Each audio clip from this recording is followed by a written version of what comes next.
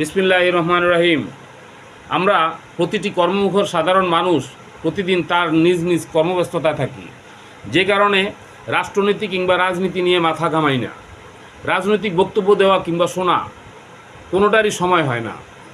এক কথায় আমরা রাজনৈতিক চর্চা করি না। আমরা একটু ভুল ধারণার মধ্যে আছি যে রাজনীতি করা ভালো না।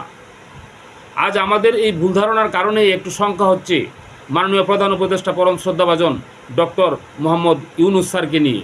তিনি কি সমস্যাটা সামলাতে পারবেন, এই নিয়ে একটু শঙ্কা কাটেনি এখনও। উৎপেতে বসে আছে মানুষ খেকুশে হায়নার দল, যারা কুকীর্তি করে আজও বহাল তবিয়তে আছেন। ঠিক এই মুহূর্তে আমাদের সকলের প্রাণপ্রিয় নেতা জনাব পিনাকি ভট্টাচার্যকে রাষ্ট্রের একটি মর্যাদাপূর্ণ আসনে বসানো জরুরি দরকার। ধন্যবাদ সবাইকে, ধন্যবাদ দেশবাসীকে।